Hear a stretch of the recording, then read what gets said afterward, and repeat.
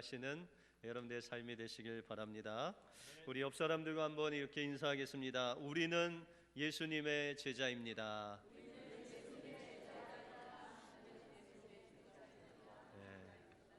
오늘도 예수님 믿음으로 예수님의 제자답게 승리하시는 여러분들의 삶이 되시길 바랍니다.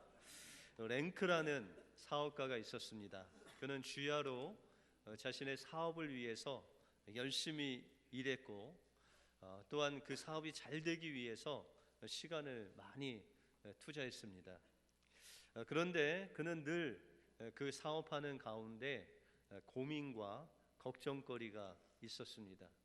또한 불확실한 그 미래를 향해서 늘 그 마음속에 두려움과 근심이 있었습니다. 그런데 어느 날 이 랭크라는 사람이 한 가지 지혜를 찾아냈습니다. 그가 매일매일 근심과 걱정하는 자신의 모습을 보면서 이렇게 살아서는 안 되겠다라고 생각하고 그가 이 근심하고 염려하는 날을 일주일에 딱 하루만 정해서 그 날만 내가 염려하겠다라고 그렇게 결심을 했습니다. 그래서 수요일 날 염려 상자라는 것을 만들어 놓고 목요일부터 화요일까지 자기가 염려스러운 것들을 메모에 적어서 그 염려 상자에 일주일 동안 넣고 이 수요일 날 그거를 다 꺼내서 읽고 그날만 염려하기로 했습니다. 그런데 그가 이제 한 주간 동안 염려 상자를 만들어서 메모를 하고 염려를 구체적으로 적은 다음에 그것을 넣은 후에 한 주간 지나서 그 염려 카드를 보았습니다. 놀라운 사실은 염려 내용을 쓸 때에는 너무나 그것이 불안하고 이거 안 되면은 안 될 것 같았었는데 며칠이 지난 후에 보았을 때는 별로 대수롭지 않은 일이었다는 것을 그가 깨달았습니다. 어니 젤린스키라는 사람은 우리가 염려하는 30%는 과거에 있었던 일이다 라고 하고 40% 일은 앞으로 일어나지 않을 것, 또한 22%는 너무나도 사소한 염려다라고 그렇게 이야기를 했습니다. 그래서 우리가 염려하는 4%만이 진짜 염려고 96%는 없거나 아니면 사소한 것이다 라고 그렇게 이야기를 하고 있습니다. 96%의 쓸데없는 걱정 때문에 주님이 주신 기쁨, 주님이 주신 행복을 그 염려로 앗아가는 우리의 심령을 주님 앞에 내려놓아야 됩니다. 그것을 주님 앞에 내려놓고 우리가 주님의 마음을 품을 때 우리의 염려는 사라지고 주님이 주시는 평강으로 우리를 인도해 주실 줄 믿습니다. 주님 안에서 주님이 주시는 그 평강으로 염려를 극복하시는 여러분들의 삶이 되시길 주님의 이름으로 축원드립니다.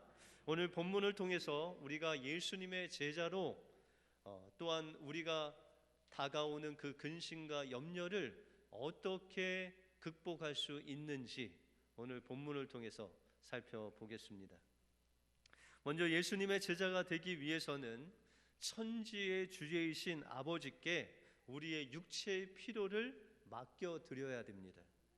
우리는 살아가면서 염려와 근심을 합니다. 여러분들 오늘 이 자리에 예배 가운데 나왔는데 혹시 마음에 염려나 근심 없으신 분 계세요? 나는 근심, 염려하고는 거의 상관이 없다 하시는 분 없죠? 늘 우리 심령 속에는 이 근심과 염려라는 것이 자리 잡고 있습니다.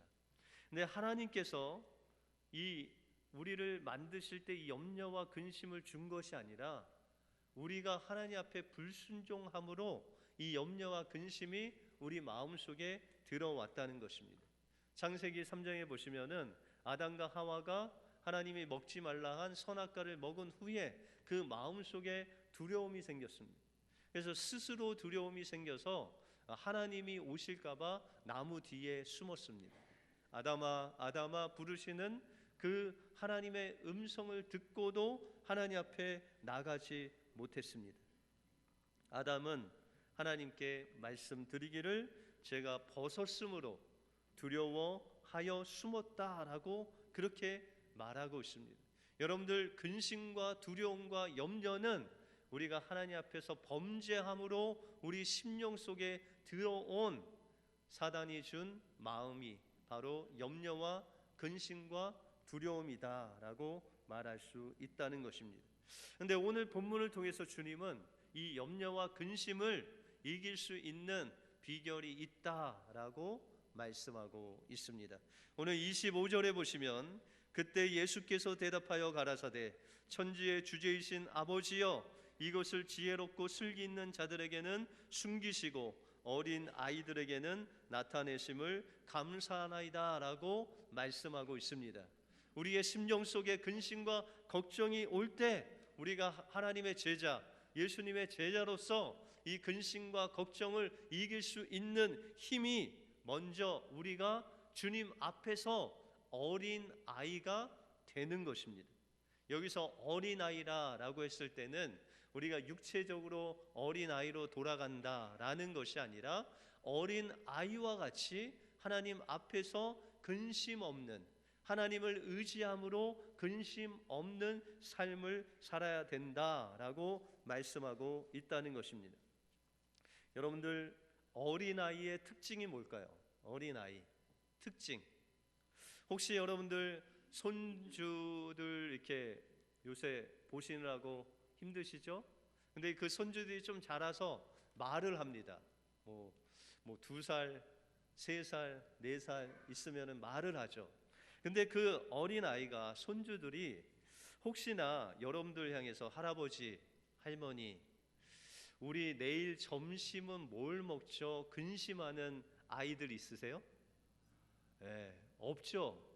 오늘 저녁 뭘 먹죠? 라고 그렇게 물으시는 손주들은 없으실 것입니다. 왜 그들이 근심을 하지 않죠? 자신의 부모님이 그것을 다 채워주시니까 그런 근심 안 하고 그냥 주는 대로 먹는 거죠.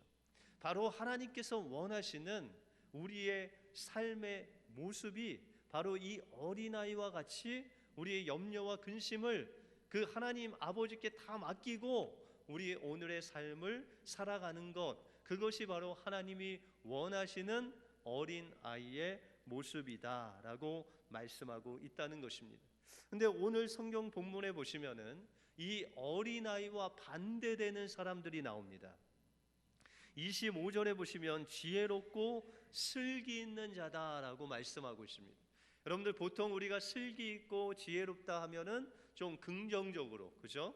어떤 일을 할 때 지혜롭게 한다, 슬기롭게 한다, 아주 좋은 뜻에서 우리는 생각하지만 오늘 이 본문에서는 이들이 좀 부정적인, 다시 말해서 이 염려와 근심을 혼자 껴안고 사는 사람들을 가리켜서 슬기롭고 지혜로운 자다라고 말씀하고 있다는 것입니다.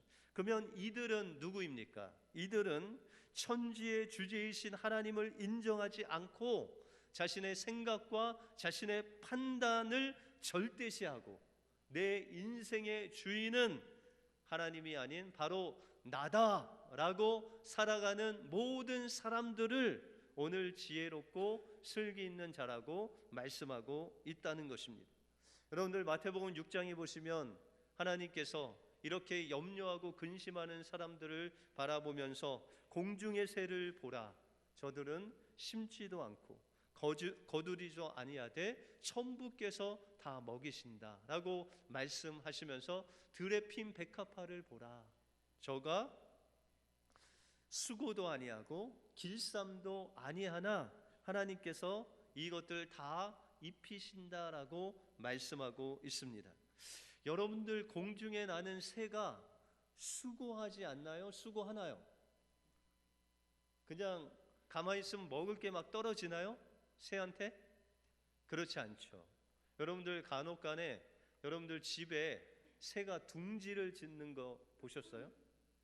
새가요, 그 나뭇가지 하나 조그만 거를 쉴 새 없이 나릅니다. 그래서 그게 모으면은 둥지를 만들고 거기에 이제 알을, 품게 됩니다. 알을 낳고 알을 품으면 이제 새끼가 낳는데, 여러분들 어미새가 이 새끼 새를 먹이는 거 보셨어요?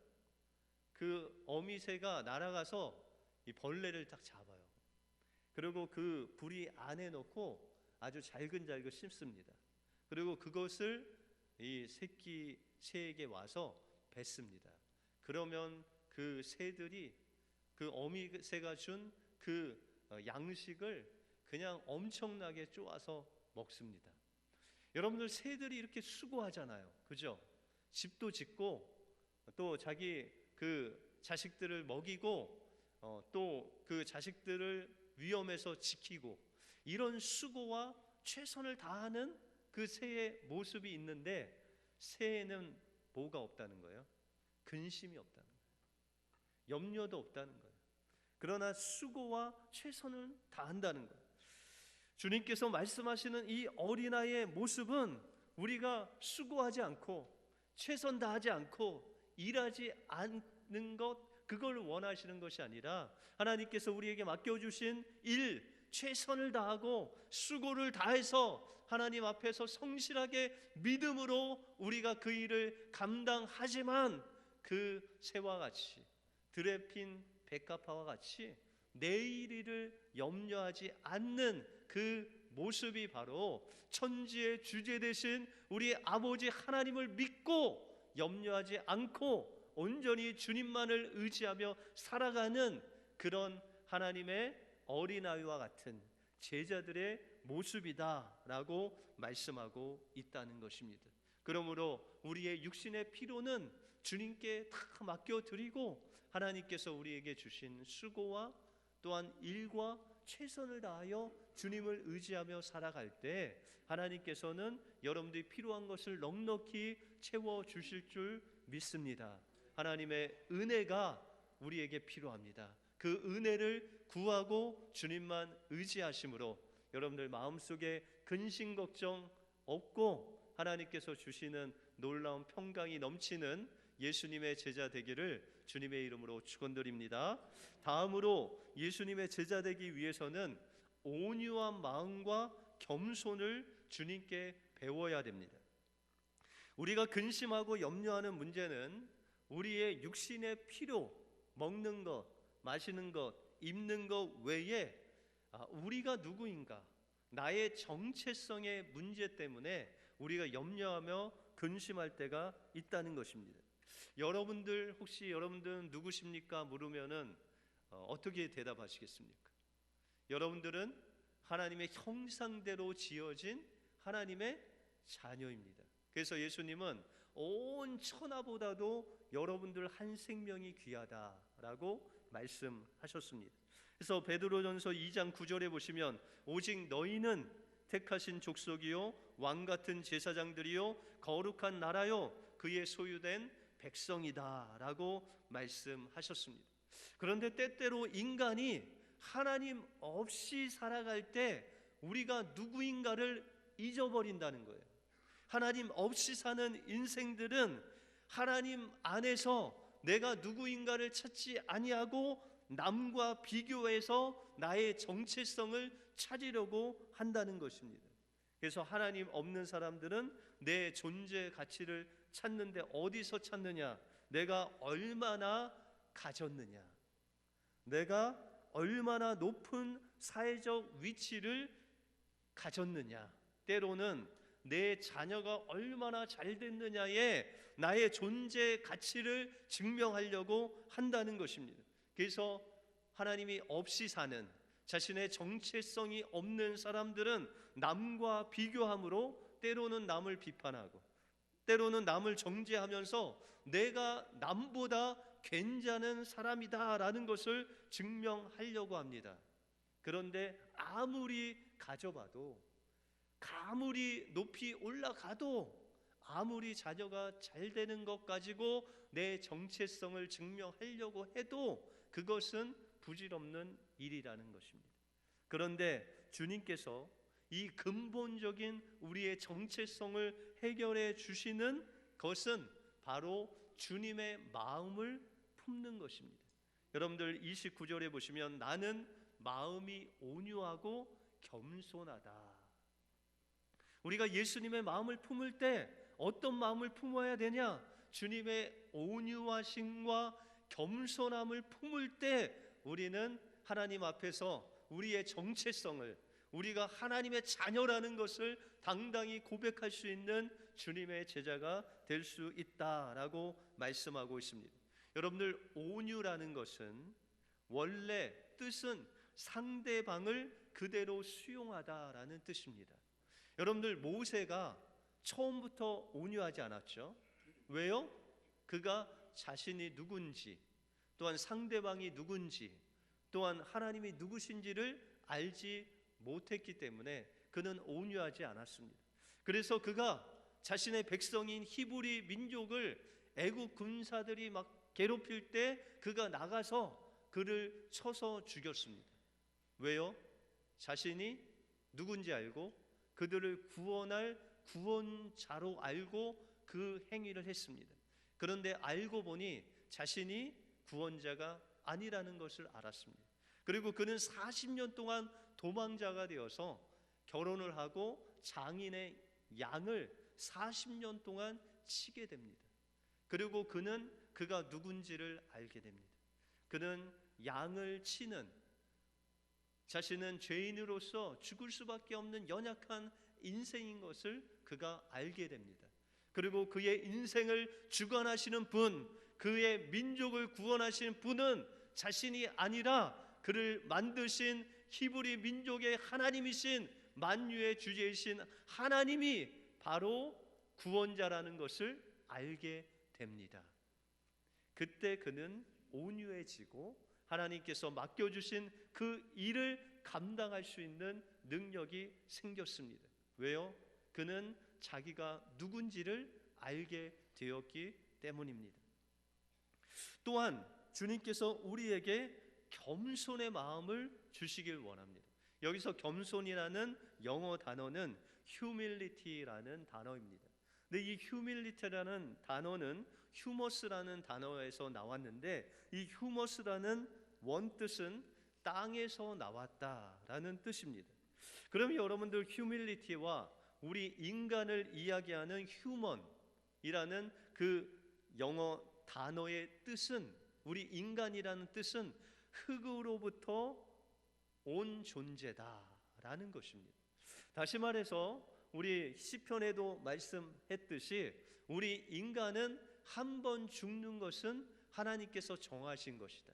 다시 말해서 우리는 흙으로 왔기 때문에 흙으로 돌아가는 것이 바로 우리의 인생임을 깨닫고 주님의 은혜를 구하는 그 마음, 그것이 바로 겸손이다라고 말씀하고 있다는 것입니다.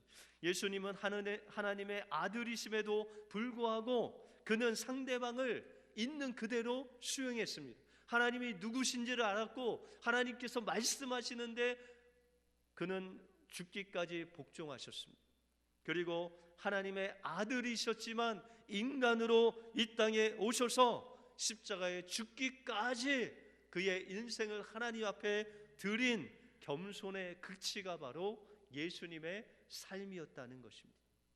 그러므로 우리는 흙으로 왔다가 흙으로 돌아가는 인생임을 하나님 앞에 고백하고, 우리의 인생을 책임져 주실 분은 오직 주님밖에 없음을 고백하면서 우리가 예수님 마음을 품고 겸손하고 온유하게 살아갈 때 하나님께서는 여러분들의 마음의 정체성을 하나님께서 주셔서, 우리는 하나님의 자녀라는 정체성을 주셔서 남과 비교하지 않고 나는 하나님의 존귀한 자녀다라는 정체성을 가지고 근심 걱정 없이 예수님의 제자로 살아갈 줄 믿습니다. 이 은혜를 받아 누리시는 여러분들의 삶이 되시길 주님의 이름으로 축원드립니다. 마지막으로 예수님의 제자가 되기 위해서는 주님의 멍에를 메고 주님의 사랑을 배워야 됩니다. 우리는 마지막으로 우리의 영적인 근심인 죄와 죽음의 문제를 해결하기 위해서 주님의 멍에를 함께 져야 됩니다. 29절 하반부에 보시면 나의 멍에를 메고 내게 배우라. 그러면 너희 마음이 쉼을 얻으리라 라고 말씀하고 있습니다.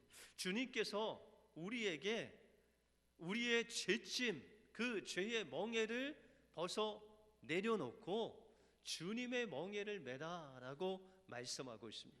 여러분들, 멍에라는 것은 이 소 두 마리가 같이 이 밭을 갈기 위해서 그 어깨에 얹어 놓는 기구가 바로 멍에입니다. 근데 우리가 생각할 때는 아주 힘 좋은 그런 소 두 마리를 비슷한 두 마리가 끌면은 그 밭이 잘 갈 것이다 라고 생각하는데, 오늘 본문에 보시면은 예수님의 그 멍에를 우리와 함께 지자라고 말씀하고 있습니다. 여러분들, 유대인의 문화에 보시면은 이 소들 둘을 묶어서 멍에를 매서 밭을 갈매 있어서 때때로 어미소와 새끼소를 같이 멍에를 진다고 합니다.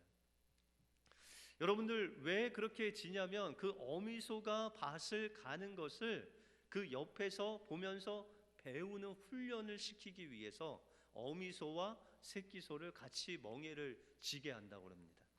그러면 여러분들, 그 어린 소가 어미소하고 밭을 갈면은 누가 힘을 많이 쓸까요? 어떻게 이 자기 어린 소가 힘 많이 쓰라고 어미가 힘 하나도 안 줄까요? 아니죠. 그 어미 소가 거의 일은 다 해요. 그 어린 소는 그냥 거저 먹는 거예요. 그죠? 여러분들, 예수님과 같이 멍에를 치면 누가 다 일할까요? 예? 주님이 다 일하세요. 여러분들은 그냥 거저 먹는 거예요. 우리가 주님 안에서 주님께서 지시는 그 멍에를 함께 치면 주님께서 우리의 모든 죄악을 용서하실 뿐만 아니라 주님이 주시는 그 은혜와 평강이 우리에게 임하게 되는 것입니다. 그래서 갈라디아서 6장에 보시면 우리에게 짐이 두 가지 있다라고 말씀하고 있습니다. 그 한 가지가 우리가 지고 있는 죄짐입니다. 그리고 두 번째는 상대방의 짐을 함께 지는 사랑의 짐이다라고 말씀하고 있습니다. 여러분들, 예수님과 함께 그 멍에를 지고 가다 보면 용서할 수 없는 자를 주님이 용서할 때가 있어요. 그러면 우리는 어떻게 해야 되죠? 예수님과 더불어 용서해야 될 때가 있다는 거예요. 나는 용서하기 싫은데 주님이 용서하니까 용서해야 할 때가 있다는 거예요. 그래서 우리의 멍에는 예수님의 멍에인데 그 멍에는 죄의 멍에가 아닌 사랑의 멍에다라고 말씀하고 있습니다. 마태복음에 보시면 베드로가 예수님께 나와서 예수님, 제가 형제를 용서하는데 7번까지 용서해야 됩니까? 라고 묻습니다. 여러분들, 7번 용서하는 게 우리 인간의 거의 한계입니다. 여러분들 7번 용서한 적 있으세요? 같은 것을? 그런데 이 베드로는 인간의 한계로 가장 할 수 있는 7번 용서해야 됩니까? 라고 물었는데 예수님이 뭐라고 대답하시죠? 70번씩 7번이라도 용서하라 라고 말씀하고 있습니다. 여러분들, 그게 가능할까요? 불가능합니다. 그런데 누가 하시는 거예요? 주님이 하시는 거예요. 우리는 더불어 그냥 예수님 안에 거하면서 그 사랑을 주님과 함께 베푸는 그런 주님의 제자가 되어야 된다는 것입니다. 신약에 보시면은 초대교회 교부 중에 제롬이라는 사람이 나옵니다. 이 제롬이라는 교부는 예루살렘에 살면서 히브리어어를 라틴어로 성경을 번역하는 일을 했습니다. 근데 우리는 히브리어를 배워도 잘 봐도 잘 모릅니다. 점이 몇 개 찍어야 되는지 몇 개 찍혔는지도 잘 모릅니다. 근데 그거를 라틴어로 번역하려고 하니 얼마나 힘들었겠습니까?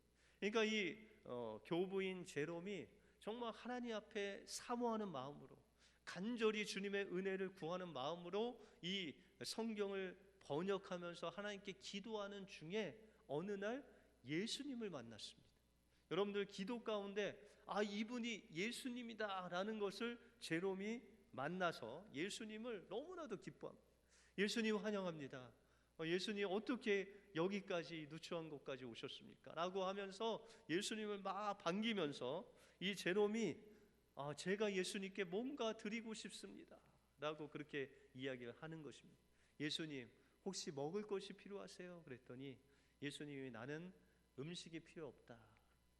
그러면 저에게 아주 값비싼 옷이 있는데 옷을 좀 드릴까요? 그랬더니 나에게는 옷도 필요 없다 그러시는 거예요. 그러면 제가 금과 돈이 있는데 주님께 그 가장 귀한 걸 좀 드리고 싶습니다 라고 그렇게 이야기를 했습니다. 그랬더니 예수님께서 말씀하시기를 그 돈과 금은 가난한 자들에게 나눠주라. 그래도 주님께 무엇인가를 막 드리고 싶어하는 그 제롬을 보면서 예수님께서 그 제롬에게 이렇게 말씀하십니다. 제롬아, 너 정말 나에게 무엇인가를 주기를 원한다면 내 근심과 내 죄악의 보따리를 내게 다오. 그러고 그 보따리를 가지고 사라졌습니다. 여러분들 이 예수님을 만난 경험을 한 이 제롬이 드디어 사람들에게 성자라고 불리는 하나님의 귀한 제자가 되었다는 것입니다. 여러분들 우리가 주님 앞에 나올 때 주님께서 여러분들에게 원하시는 게 무엇입니까?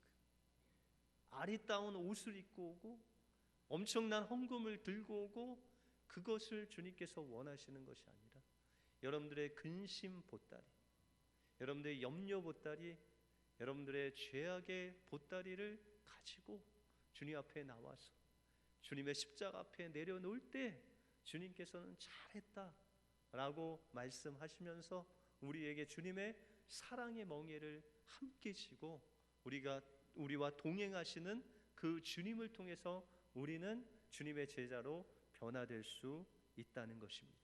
우리의 염려, 근심, 잽짐을 주님 앞에 내려놓고 주님의 멍에를 메고 그 사랑의 멍에를 메고 바로 천지를 지으신 그분이 우리의 아버지심을 고백하며 나갈 때 여러분 마음속에 있는 근심과 걱정은 사라지고 주님께서 주시는 그 사랑과 평강으로 주님께서 예수님의 제자로 여러분들 삼아 주실 줄 믿습니다. 그 은혜를 받아 누리시는 여러분들이 되시길 주님의 이름으로 축원드립니다. 기도하겠습니다.